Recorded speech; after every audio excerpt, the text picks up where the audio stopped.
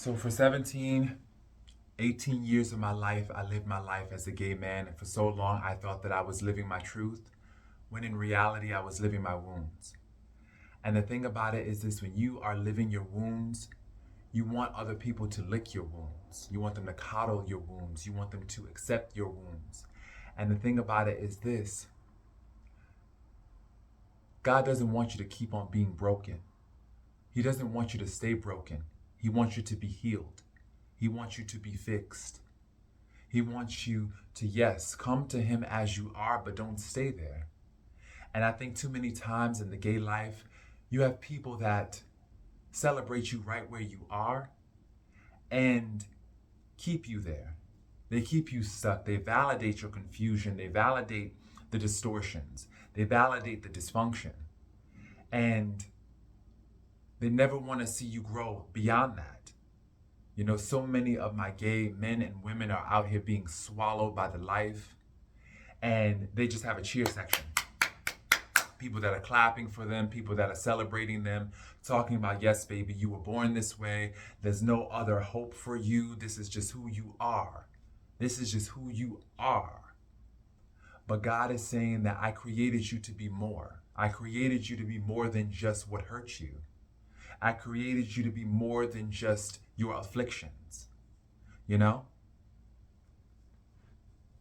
The consequences of imperfection, one of the consequences was that Adam had to deal with thorns and thistles. Like, as he tried to plant and till the earth, he would just be rewarded. He would just be rewarded with thorns and thistles.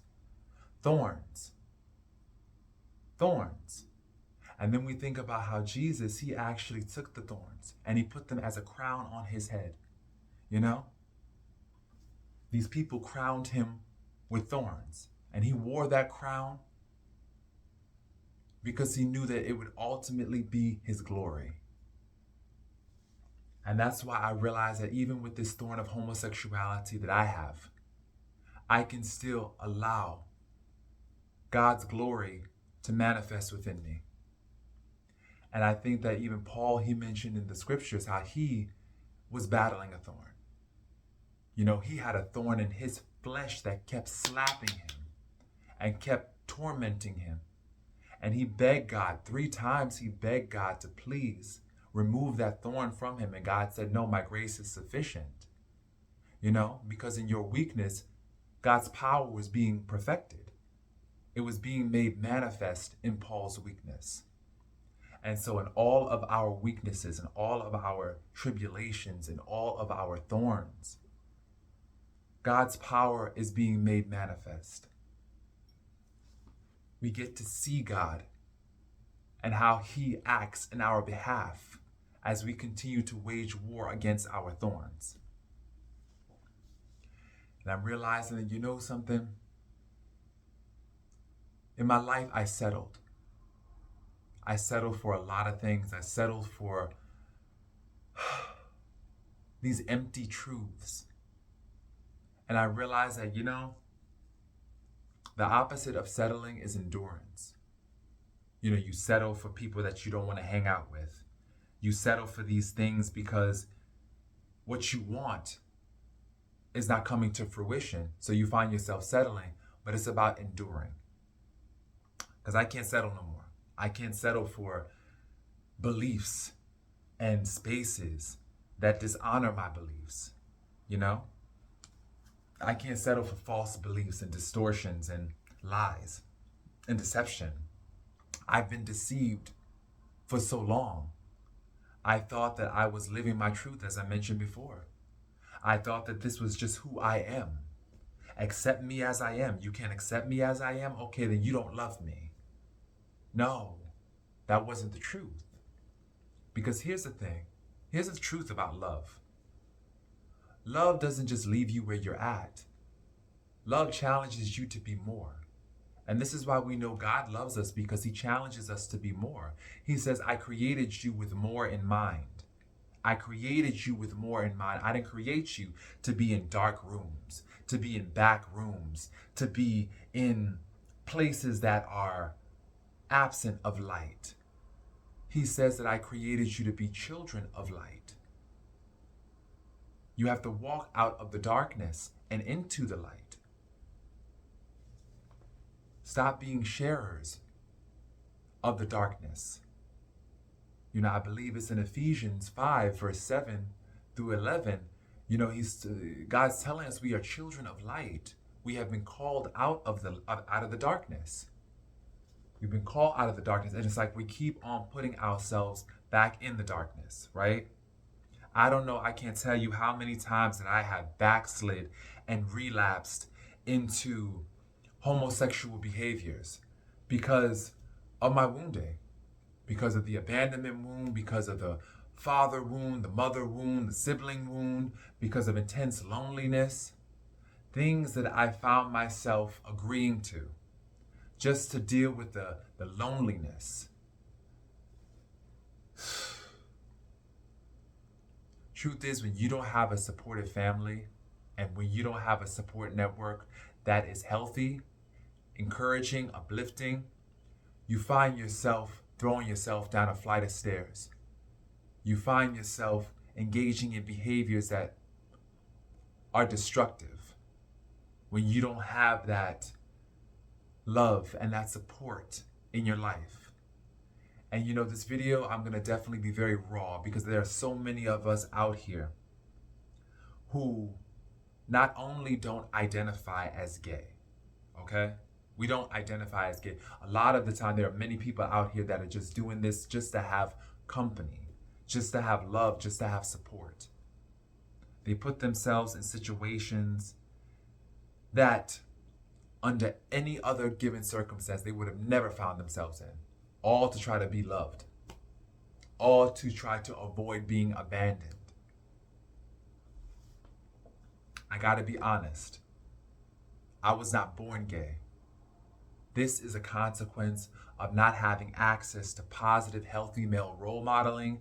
This is a consequence of being raised by a single mother in a female-dominated home where I looked and I learned how to be a human being from watching a woman. I never had access to a man growing up. Growing up, my uncles were all in jail. They were in jail, they were on drugs, they were out here chasing women, they were drinking alcohol, they were just not savory men. They were wounded men. And so I didn't have access to healthy masculinity. And so I just had my mother to look up to. I saw how she interacted with men, and oftentimes the way that she interacted with the man was not the same way I should have interacted with a man as a young boy. No, she was a woman. Of course, she would be flirtatious. She would bat her eyelashes. She would work her feminine wiles. That's how she related to men. So I tried to relate to men through her eyes. And that caused me, when I went to school, I was called faggot, I was called sissy, people accused me, oh, he has a little sugar in his tank. These were the men and the boys. I would get to the playground, they didn't want to play with me, they didn't want to deal with me because they were like, he's weird. Why is he acting that way? They called me, oh, he's gay, oh, you're gay. And at the time, I didn't even know what gay meant. What is gay? What does it mean to be gay?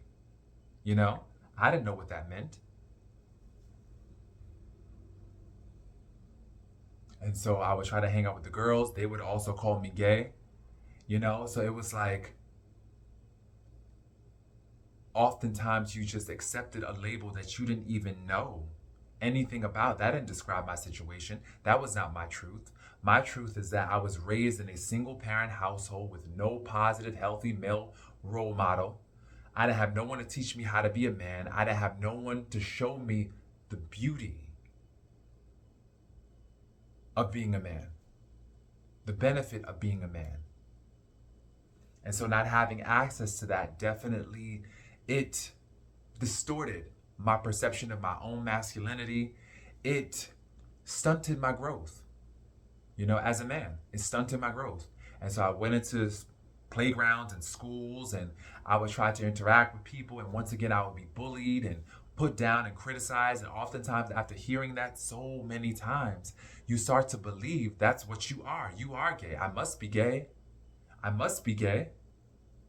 And then when I figured out the definition of what it means to be gay, that you actually sleep with men, okay, maybe this is who I am. Maybe I should start sleeping with men.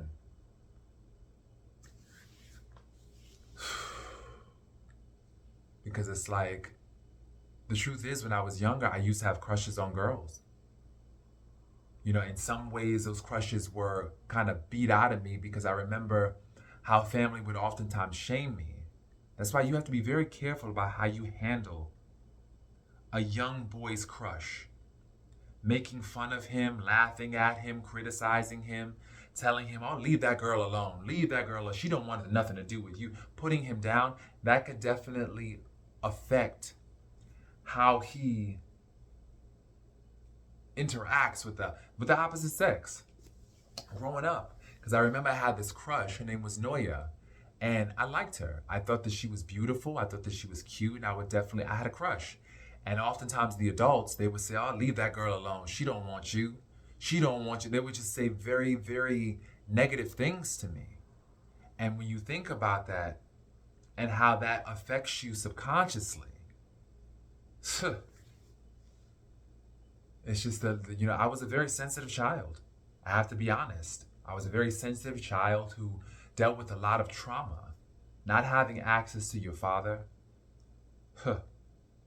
I remember I used to wet the bed every single day after my father left.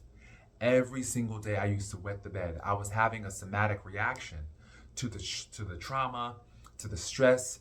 I could feel it. I could feel the absence in my body. And that's when I knew that I was definitely an empath, because not everybody feels things in the same capacity at the same degree. And so I felt things deeply. I felt his absence deeply. And there are so many gay men out here who feel their father's absence deeply. They feel it in the pits of their soul. They feel it. That's why many of them they're out here. They're out here looking for male attention. They want male attention. They're always in hot pursuit of male attention. They see what gets the attention. Look at the young men out there. They see young gay men. Half of them got BBLs. They're poking their butts out. They're working their bodies out, especially their butts at the gym, to try to get the attention of men. They want male attention. And that's because they didn't get that growing up. They didn't get the male attention that they needed. You know, it was like sunlight to a hungry plant. They didn't get that sunlight, that sun of male attention. And so what ended up happening is that now they're trying to build the sun in their buns. I know that's a weird analogy, but they're trying to build the sun in their buns. They're trying to work their booties out so that way the boys will look at them.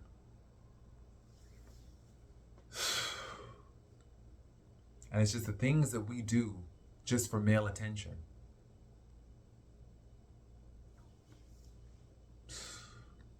It's ridiculous. And that's why I know fathers who have left their families, they're going to be held accountable by God. They're going to, please, they are going to be held accountable, because not having a father in your home, it does affect the family, especially the male child.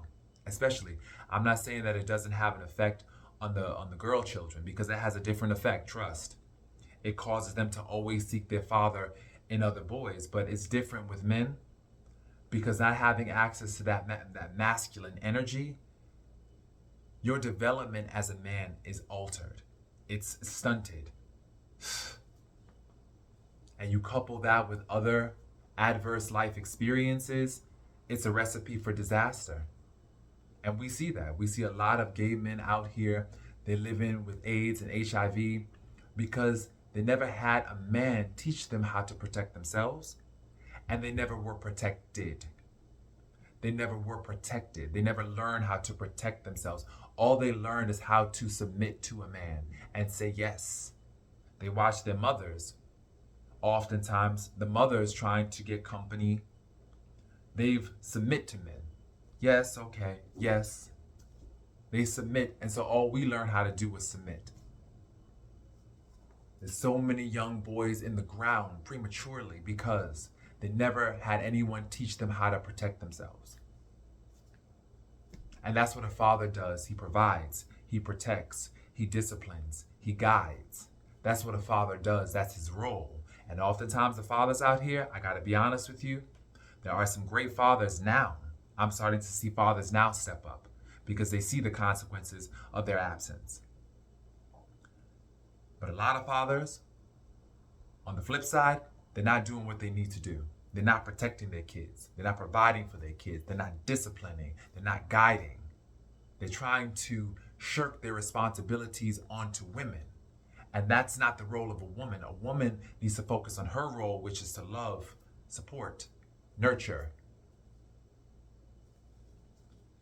hold, coddle, to embrace. But women can't do that. A lot of the women, especially single mothers, they can't do their role because they're too busy out here being fathers to their children. So they don't know how to be mothers.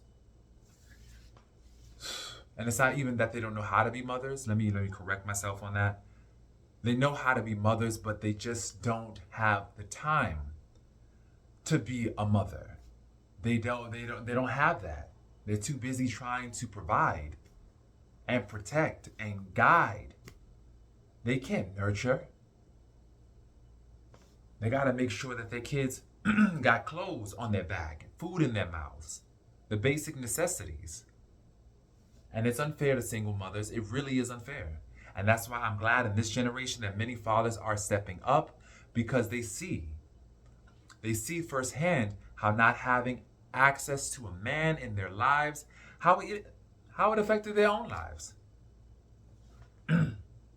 Many of the fathers who have resolved in their heart to be good fathers to their kids have oftentimes experienced fatherlessness. They know firsthand what it's like not to have a father in the home, and so they've committed themselves to being good fathers, to being responsible fathers. And I love that. I love that. But as I'm thinking about my own life experience, and I'm thinking about how for so many years I thought that homosexuality was my truth, right? The reality was, it was just my wounds. Father wound, abandonment wound, trust wound, not being able to trust men, trust that they have my back, trust that they loved and cared about me.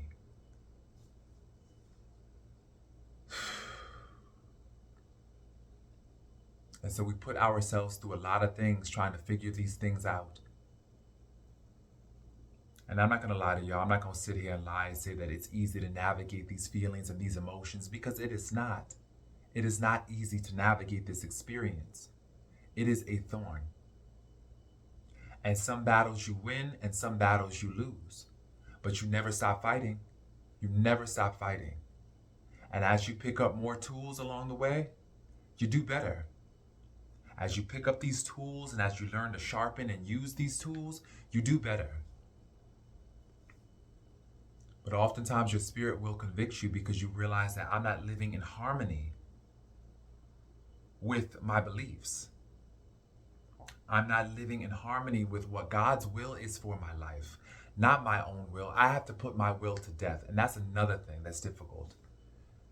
Denying your own will when all your life you have denied what you wanted and suppressed what you wanted. All my life I suppressed my truth. Or better yet, I've suppressed my feelings in order to keep the peace in my home.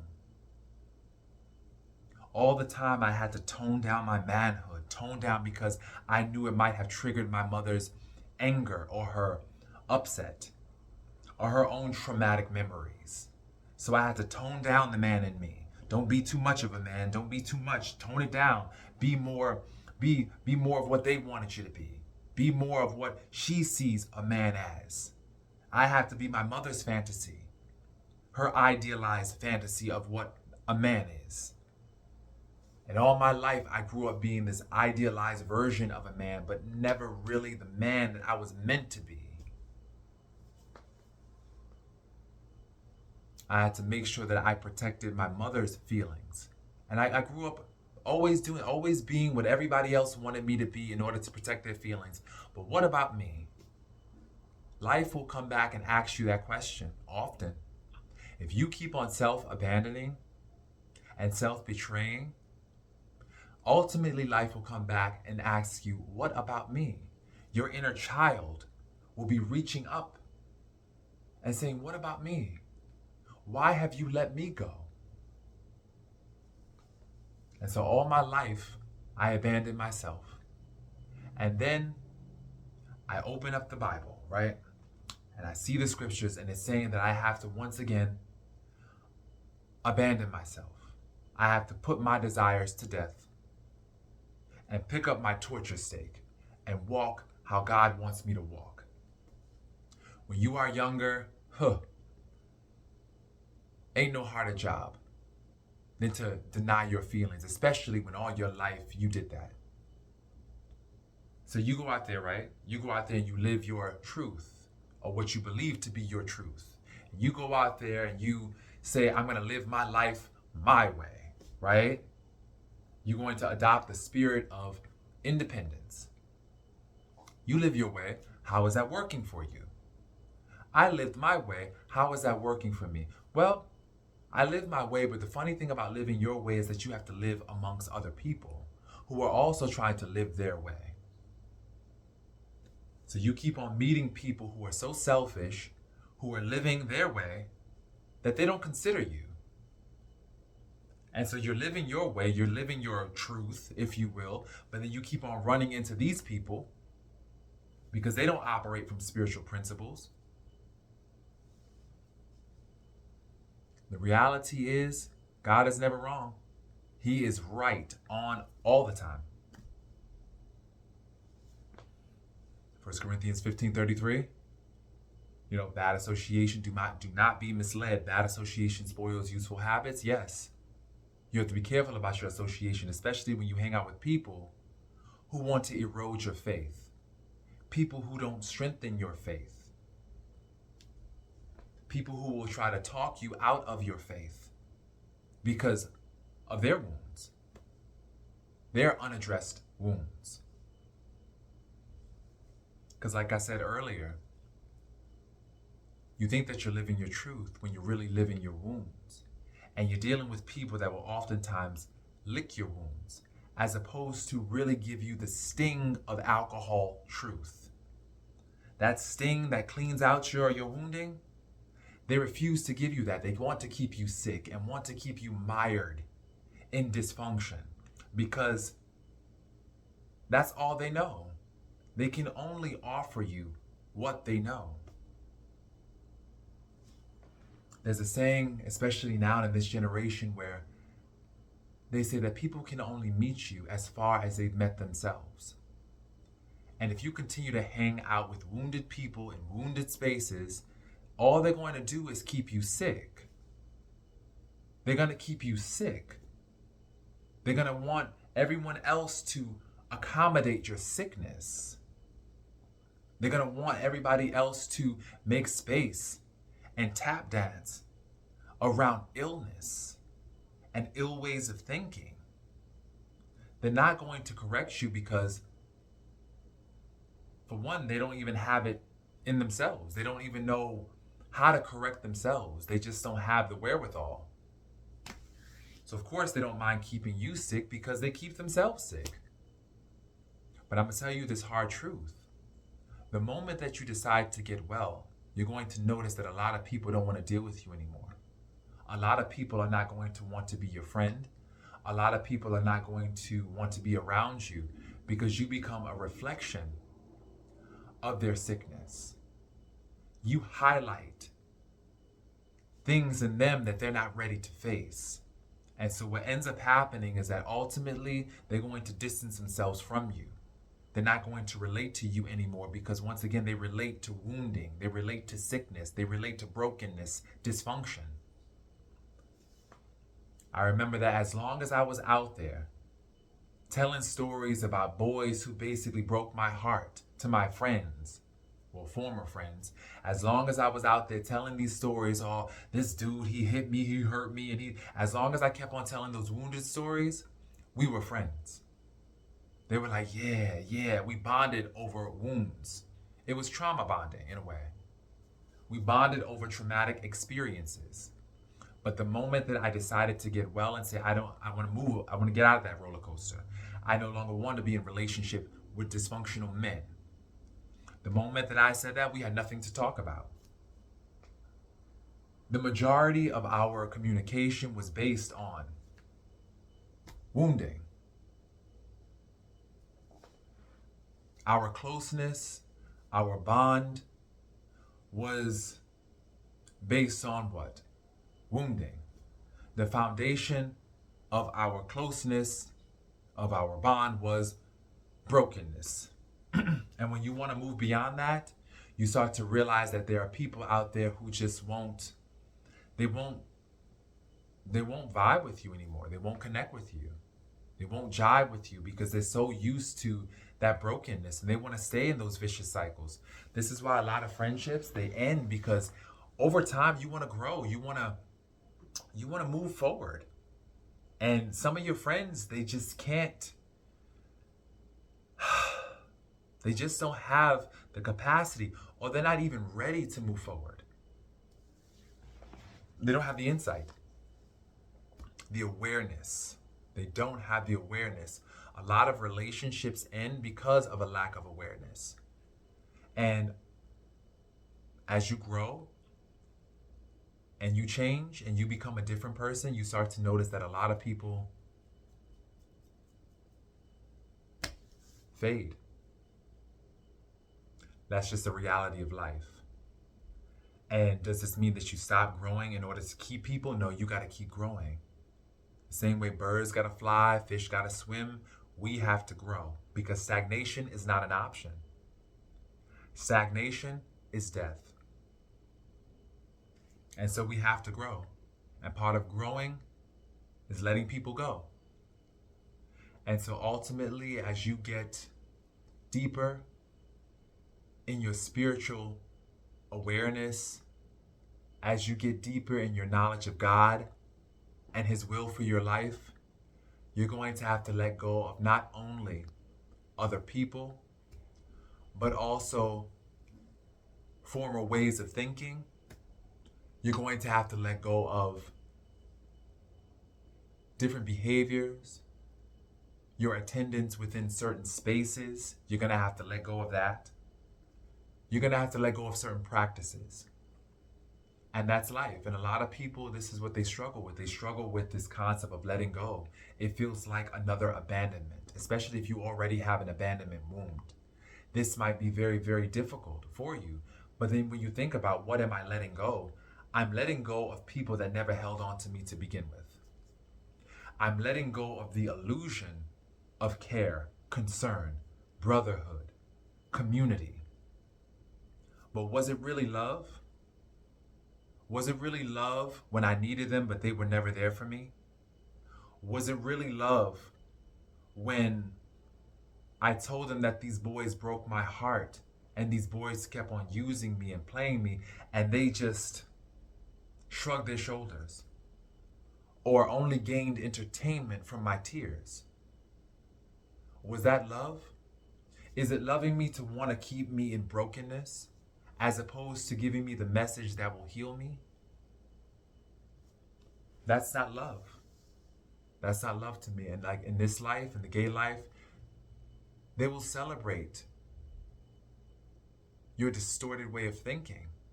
They will celebrate it and co-sign it and validate it.